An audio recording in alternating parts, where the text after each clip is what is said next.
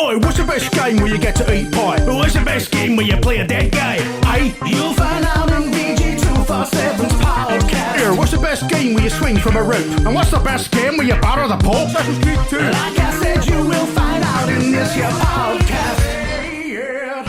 Hello and welcome to VG247's Best Games Ever podcast, where we attempt to find the best game within a specific category. For example, this week we want to find the best game you'd fire into space to show aliens that Earth isn't worth saving. It's kind of a rewording of a couple of previous topics, I think, but we'll go with it. This topic reminds me of Independence Day, a film in which an existential threat to our planet is thwarted by a quickly organized show of international cooperation led by a popular American president. And for obvious reasons, the film simply doesn't hold up anymore. It's embarrassingly old-fashioned and hasn't made any sense since the 90s. Speaking of which, I'm joined today as ever by Editor-in-Chief Tom Orry. How you doing, Tom? Hello. Surprised you mentioned Independence Day, so it's your favourite film, isn't it, Jim? It's not my favourite, well, it's one of them.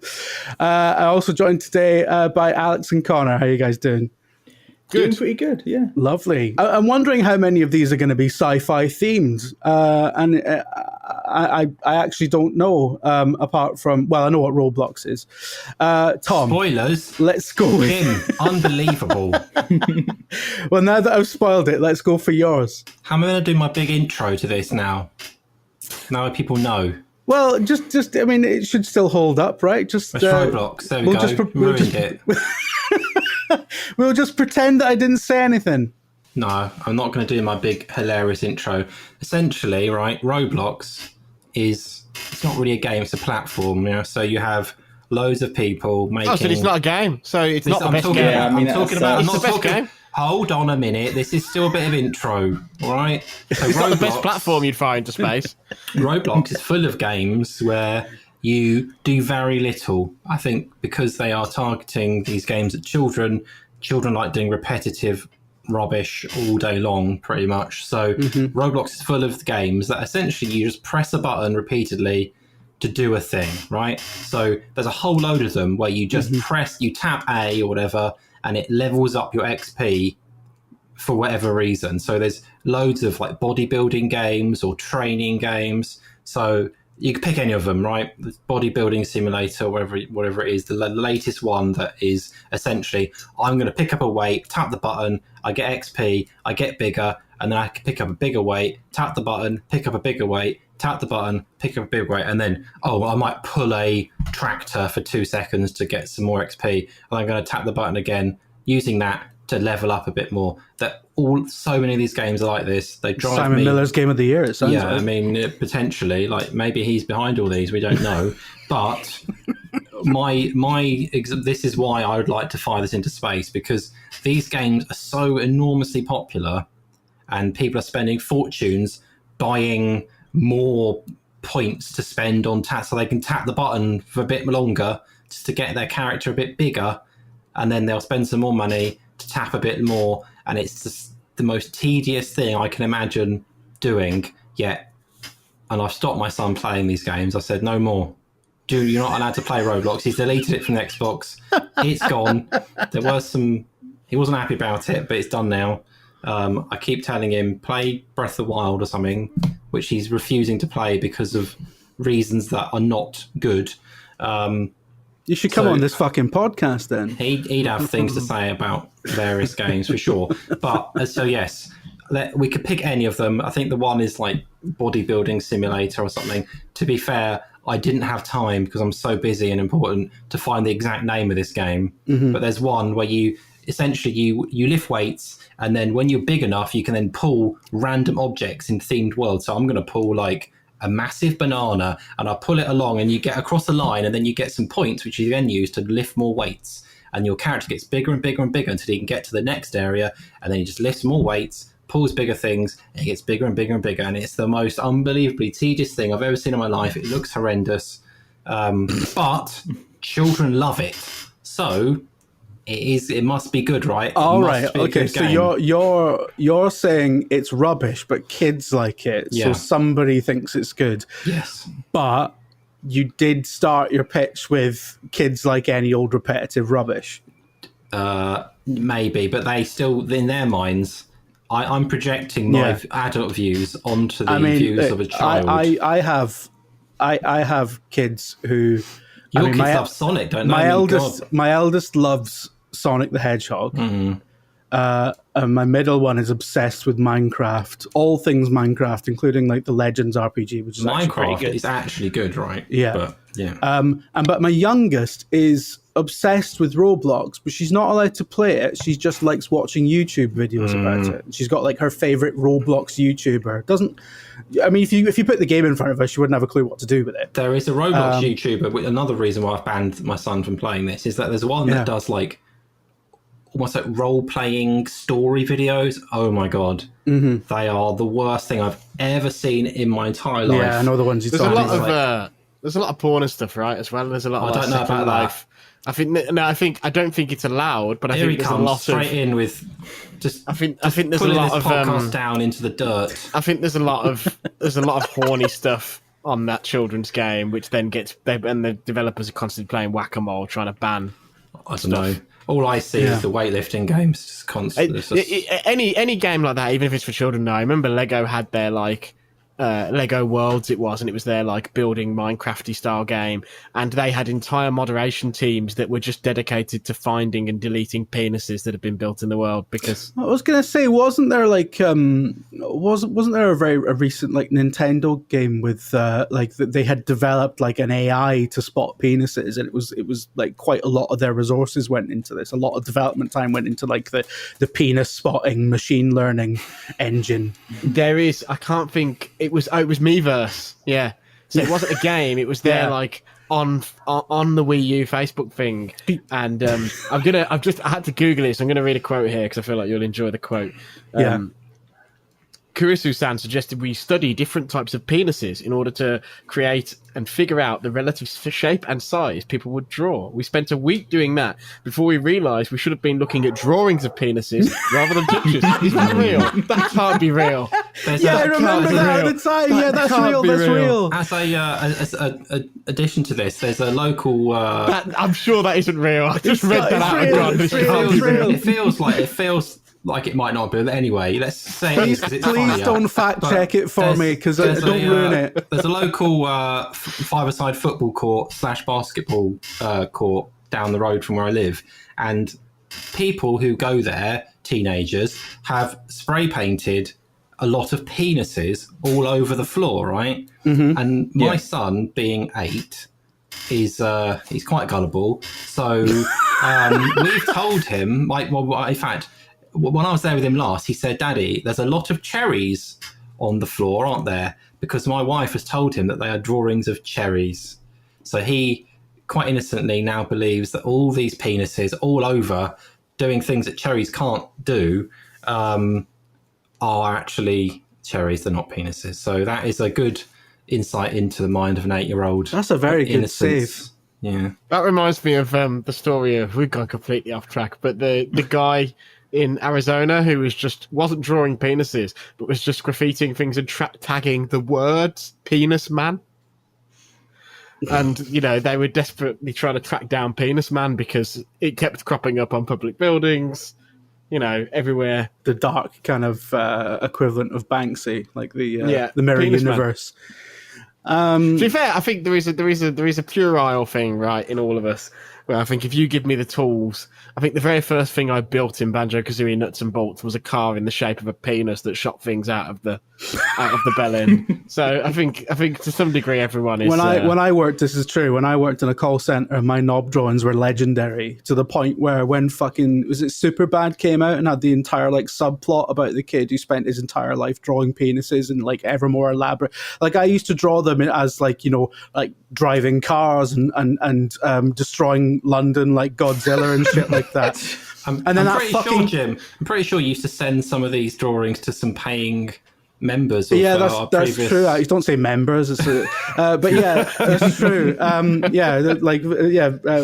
Me and Tom's former employment we had a Patreon where we would like every now and again, one of us would like send a postcard to one of the Patreon subscribers, and I always drew a knob because I thought, oh, well, that's what they want, right? I'm just playing to the crowd. Have you seen, on this topic, I hope everyone has watched, and if you haven't watched it, you should go and watch it, the Netflix show, American Vandal. No, I haven't, no. Jim, in particular, I'm not even going to tell you what it's about. You must watch that program. All right, I'll check it out.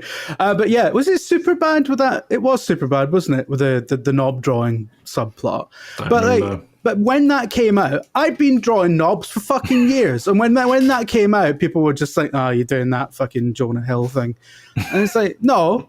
It's nothing to do with that. I've not even seen that fucking film. I refuse to on principle because of this, actually. Yeah, I was really good at drawing knobs. So what we talked about, Roblox. Yeah, I just keep imagining like a little Lego man version of Miller running along a beach and lifting bananas and stuff, which sounds quite joyous to me, I have to admit. All right, Alex, I've never heard of yours. What is your pick? I was looking for a game that was mechanically sound and, on paper in terms of how it plays is a good video game, but is so morally reprehensible that by firing it into space, you might not even just convince the aliens that Earth isn't worth saving. I've just seen a screenshot of it. But they might actually just decide to fire the missiles themselves. And so there's a couple of games in this series. This could apply equally to any one of them. Before you even start, Tom, I can pick a specific one if you like. But it's Galgun. So Galgun is a rail shooter in the style of Time Crisis or House of the Dead, things like that. But what you're shooting is underage schoolgirls with pheromone arrows in order to stop them from sort of getting to you because they're all in love with you, I guess is the storyline. So they're all approaching you. And if they get too close and like kiss you or whatever, or profess their love to you or give you love notes, you lose health. All the girls have weak spots on their body where if you shoot them, it causes ecstasy shots, which takes them down easier. It's like a critical hit. I love Jim's face during this.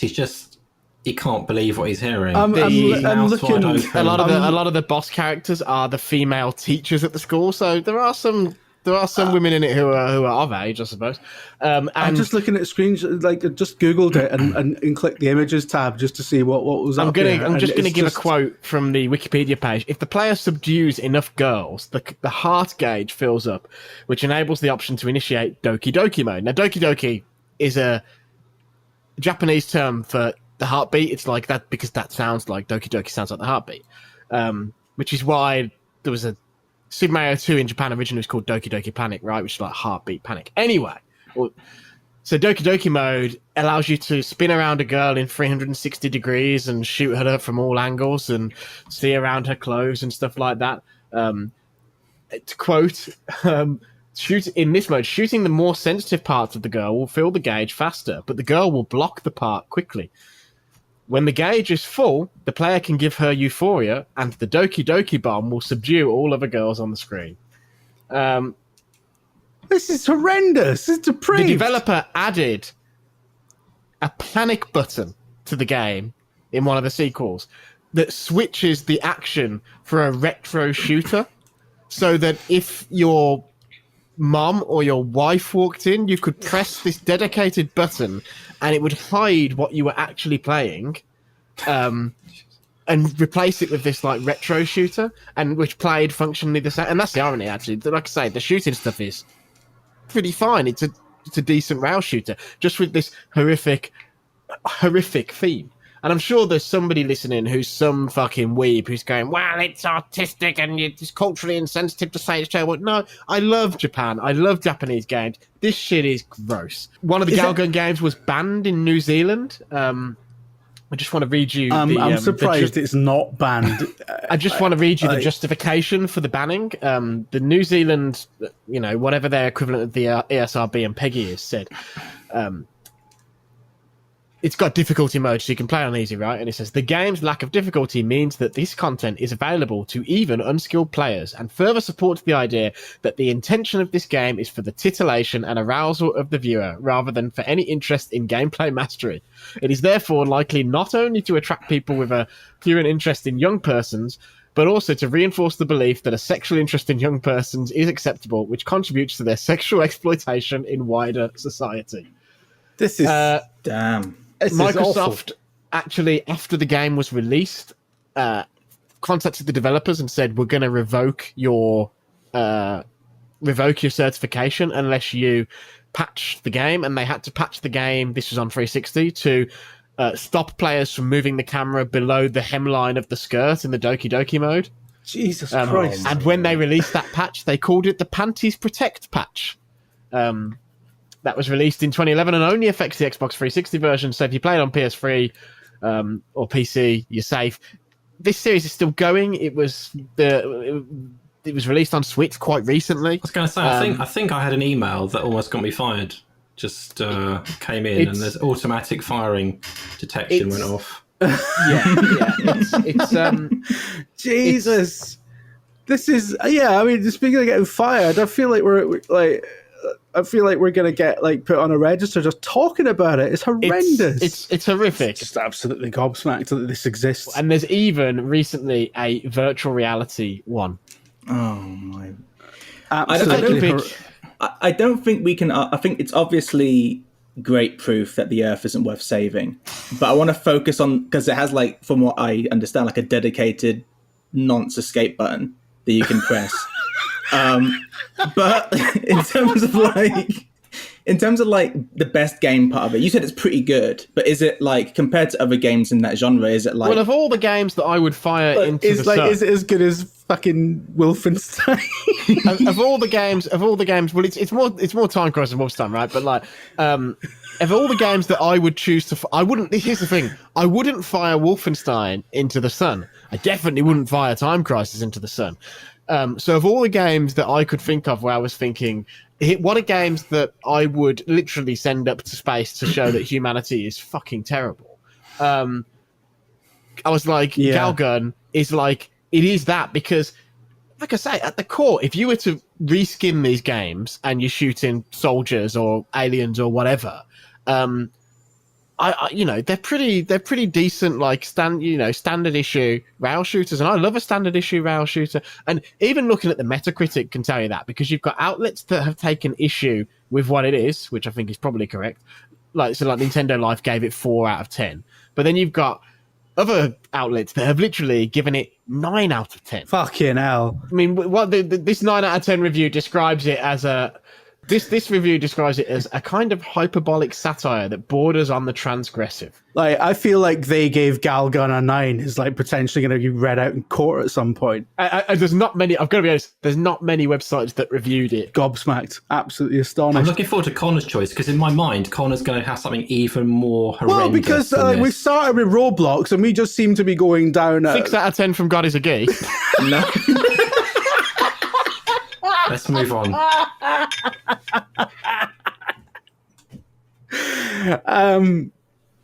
Right.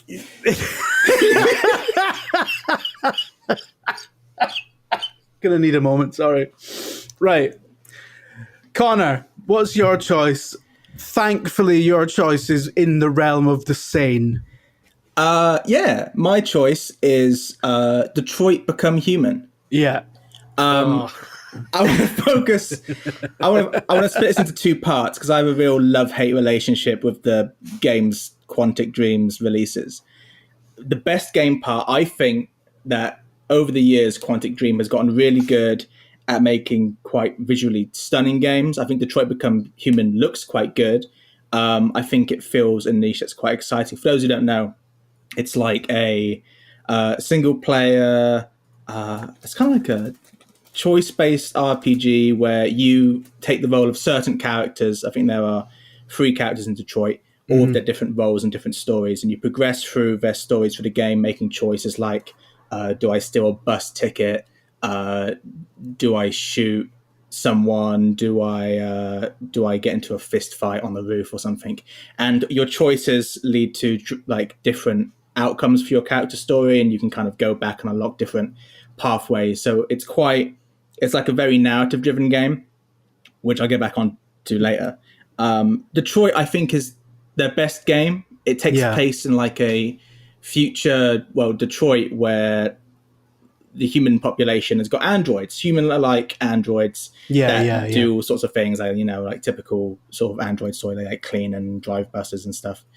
But these androids come to a revelation and they start being alive, and so you take control of 3 androids. They kind of come to terms with that and navigate around society as it's like, oh shit, my Hoover's speaking and talking and wants rights and stuff. Wants a fair wage. Acting wise, it's also brilliant. It's got, I can't remember his name, but he's the voice actor behind Mr. Krabs from SpongeBob, among other brilliant roles, and he plays this sort of like old haggard detective. And he's amazing. Playing these games, you really kind of you're exposed to a lot of these actors, and they do a really good job of kind of pushing the story along, more so than the writing and the story itself, which kind of comes to why I think this should be shot into space. Quantic Dreams and Detroit Become Human is the perfect example of like, I don't understand how one man or just like the one aspect of a game can be like so bad and keep selling so well and doing so well. The writing in Detroit Become Human is awful. It's terrible. Has Quantic Dream ever made a good game that... Has Quantic Dream ever just made a good game? Or have they just made games that are technically impressive, showcases, in the case of several of them, first-party published, which always gives you a bump, especially if you're technically proficient, but actually the game is shit. Because, like, Fahrenheit is, like, interesting in a slightly crappy way. Nomad Soul is terrible. Awful. I mean, I'm sorry. Like, I know... Oh, it's bollocks, isn't it? I know it's got Nomad Bowie in Soul, it. That's probably the best thing you can say about it. But then Heavy Rain... He's barely in it. Heavy Rain is good. Beyond Suitol and Detroit, I just think they're all shite. Heavy Rain's the best of a bad bunch. I think Heavy Rain had at the time, it was kind of like, because like there was a big games are for everyone, and it was a big like, what was the term? Like casual gamers was a big thing, right? Which obviously isn't really a thing. That's true, yeah. But we don't want to, that's not a thing anymore. People just play whatever games they want, right? It doesn't matter what games you play. But at the time, it was like everyone can play this. And I remember playing it with my wife. It's one of the few games we've played together because anyone can play it. And it felt like a proper big production rather than just, here's a game made for the casuals. It's like, oh, it's some monkeys jumping around. You press buttons. Ooh, it's hilarious fun. It was actually, it felt like a decent budget game that everyone could enjoy. And looking at it now, like clearly it's not as great as people thought it was. Can I just say, and I can't stress enough the disgust in my voice and on my face when I say this, that game won a fucking BAFTA for the best story. Which is wild, because I think the story in all these games is the worst. Like, whoever judged that should be ashamed. I don't even care what else come out that year. Like, what year was it? Now. It's probably 2010. it was Galgun, I think. Galgun 3 or something. Fucking Red Dead Redemption come out that year. Oh, fucking hell, you That's joking? wild. I would even give it to Alan Wake come out that year. I would even give it to Bioshock 2. The video game BAFTAs though. Remember that year that fucking Destiny got best game. It's like, it's not even it wasn't even the best game that month. Anyway, but yeah, so I mean, kind of linked to what Alex was saying, like the writing and like the story itself is dark, is just stupid. It's just really awful, and it's only good for. I mean, if you realize it's stupid, there's kind of like a second life these games have where you go in knowing it's dumb and you kind of... That's how you play Heavy Rain now, right? You want to press the Jason button. You spam the Jason button, you fail the chase through the supermarket and all that sort of thing. The funny way to play that game is literally just not to press anything and watch the characters trip over the most rudimentary of steps and stuff, basically, isn't it? Like a Chuckle Brothers sketch. Yeah, for sure.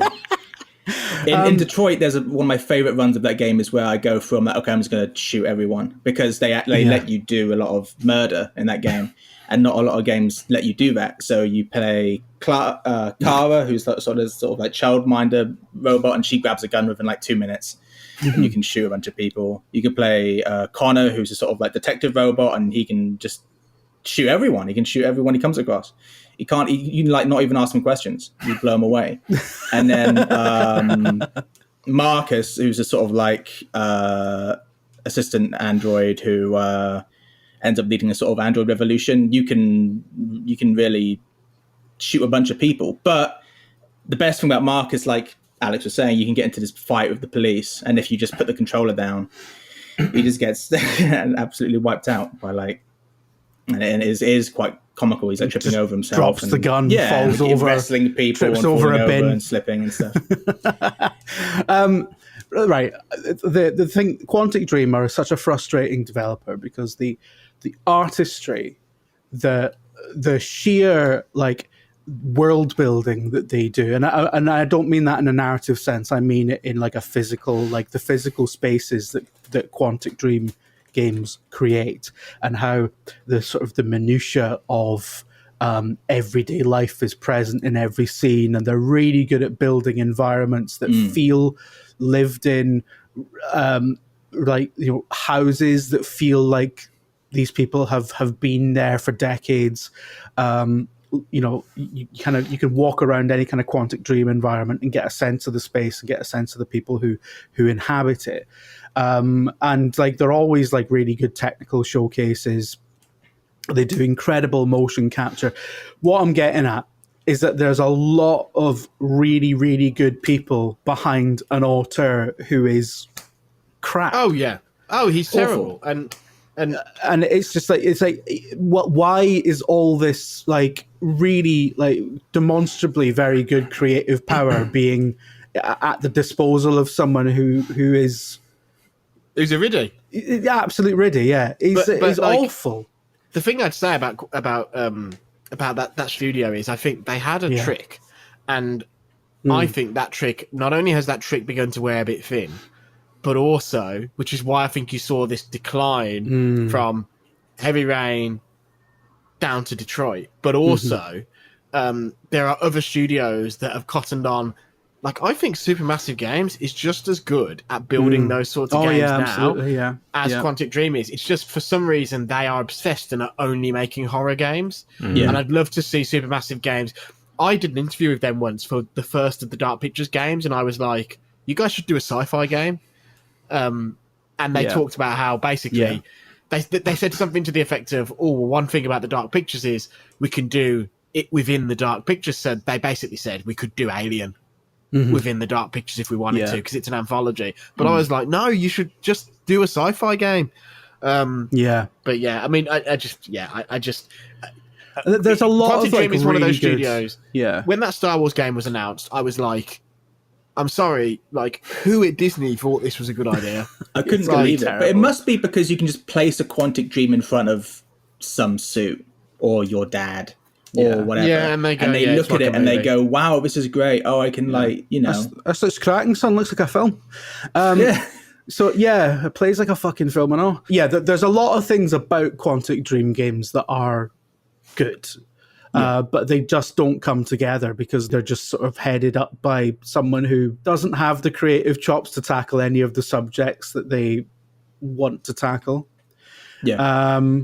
So, and you can just see as well, like, you know, there was that famous thing where they had Willem Dafoe and Elliot Page talking about Beyond Two Souls. I forgot about that game completely. And like, I think Beyond Two Souls is probably the nadir of the studio, but like, they were all sat, and David Cage is sat in between the two of them, like talking excitedly about getting to work with them, and the pair of them look so fucking miserable just to be within like 6 feet of him. My favorite clip of him is there's one from some convention somewhere where he's on stage for a panel with Shu Yoshida, and he's just droning on about his art, and the cameraman, God bless the cameraman, because they just zoom in past his mouth to Shu, who's sitting a few seats down, who's just falling asleep. You can see him visibly dropping off. It's a great image. There are so many like all-time great David Cage moments where he just looks like an absolute melon. Like it's brilliant. If you like to make light of him and how awful he is, there's just so like, I mean, the court case recently where they read out some of the stuff he was doing at a studio, and he started crying apparently. I think my favourite thing was that French magazine that went to interview them about all the crazy stuff that had been accused, which is completely separate from the games. Right. Yeah. But Yeah. it's something like, he said something like, we do not have a boys' club atmosphere at the studio, while sitting in front of a It was a farting dick and whiteboard balls. that had a farting dick and balls drawn on it. Which they obviously have forgotten to wipe clean, which is just killer funny. It's just like something out of Brass Eye. Right. Okay, I've got to pick one of these. I've got some arguments. Okay. Right, so this whole topic, right, is to show how dire a state the Earth is in, right? So Galgun, I don't know how many people play that, like 5 people, maybe, doesn't represent the Earth, right? That's actually a good point, actually, Tom. It got 3 sequels. It's had multiple sequels, Tom. I mean, it's got Yeah, a the dedicated- perverts are very it's a determined, dedicated aren't fan they? base, but small, right? Connor's game, I don't know, like, I don't know how many people played it, but a couple of million, probably. I mean, maybe it's more than that. But Roblox, right? It's the perfect representation of where the Earth is headed, because it's played almost entirely by children. Millions and millions of these children are playing this game, and they are growing up thinking that tapping a button repeatedly is the pinnacle of life. It does not bode well It for the suggests that future the of Earth humanity. is completely screwed. Yeah. I will just say this. Connor's pick, it's like, I would not pick any Quantic Dream game as the best of anything. I would definitely fire it into space, but I actually think if aliens played it, they'd be like, these people are all boring. And the one idea that they'd get is they'd be like, oh, some of them are really quite good actors, because like, no matter how bad Beyond Two Souls is, Willem Dafoe and Elliot Page are amazing in it. So there's that, but like the rest is just terrible. To yours, Tom, I would say the problem is, like you said, Roblox is this wider thing, and there's a lot of good in Roblox as well. Like Sega put out their custom-built Sonic That's bit not in good. Roblox. I played that. I allowed my son to reinstall Roblox because everyone was saying this Sonic game's actually quite good. You should. It is. I put it on. It's garbage. Utter garbage. That's not the point. I'm talking about firing the one bodybuilding simulator nonsense game into space. So you Not think all of more Roblox. people have played this bodybuilding simulator that doesn't have a real internet presence outside Yes. Roblox I is reckon they have. more important than the game that's been banned by world governments? Yes. I know from my own kids, right? I cannot get them interested in anything, any game that has a narrative. Or any game, I can't get them interested in the sort of games I play. Like I can't get them interested in. I mean, probably going to Morrowind. laugh. I can't get them. I was going to say Skyrim. I can't get them interested in anything that isn't some like absolute rubbish that you've got to make your own content in, right? It seems to be the only thing they're interested in. So like, These creative shits. I'm wanting just to do their own thing. No, but it does worry me that like they're not interested in stories or anything. And, like this is the generation that has to at some point decide what to do with Star Trek. Detroit Become Human is, as Alex said, is very difficult to think of a Quantic Dream game being the best at anything. But what I would say is that Detroit Become Human is probably arguably the best Quantic Dream game. Yeah, 100%. And we can't have Galgun win any kind of competition. Let's face it. It's They put it on the box, didn't they? They put it on the box if they want. They would absolutely claim it as some sort of endorsement. And they would have some really, really like out of context quote from Alex going, the mechanics are quite good. Do you know what? You should let him win. Let him win. Let's see if it happens. I'm actually torn between Detroit and Roblox. What I would say is that nothing makes me... Well, that's not true. It's very sad that Detroit, like that Quantic Dream can get the Star Wars license. I think that's why it shows why Surf isn't worth saving. That you can just like there is some element of this, kind of like narrative cinematic, like wankery. But the fact that they're still in business and the fact that they're able to get a Star Wars license is like. David we Cage will see if that Star Wars game happens, because obviously all that bad shit's gone on with that publisher, and Disney's gone awful quiet. It's never so coming we'll out. See if that game and if it does happens. come out, it'll be terrible. I don't think that's coming out. If I'm being honest, I'm absolutely. I can't believe I'm actually livid about this. I'm going to put a David Cage game is going to win today's episode, and he doesn't deserve it. But it's Roblox. Roblox, as you. your opening statement, Tom, was that Roblox was a platform, and you're. It's this one game, Jim. Yeah, but I don't think that one activity removed from the wider context of Roblox fully gets across to the aliens how fucked our society is. I don't know, if you played it, you'd realise. Because, the wider issue with Roblox is, the monetization stuff and the fact that, kids are obsessed with it particularly. And, I can't even go into the reasons why Galgun. I mean, Alex, you did that quite effectively. Why Galgun is just awful. I'm going to give it to Connor this week. I'm going to give it to Detroit Become Human, because I do think that, like everyone else, any alien civilization that finds Detroit Become Human will conclude that our society is very good at scanning people and making digital versions of them, but has absolutely no artistic merit beyond that, and therefore isn't a culture worth saving. They could watch Doctor Who to get that similar response. Oh, dear. Like I said, you will find out in this here podcast. If you enjoyed the show, please give us a 5-star review wherever you get your podcast. It really helps us get the word out. We're not just a podcast, of course. If you'd like to hear more from the team, then check out VG247.com for our fantastic news coverage, features, reviews, and game guides. Thank you so much for listening. Goodbye.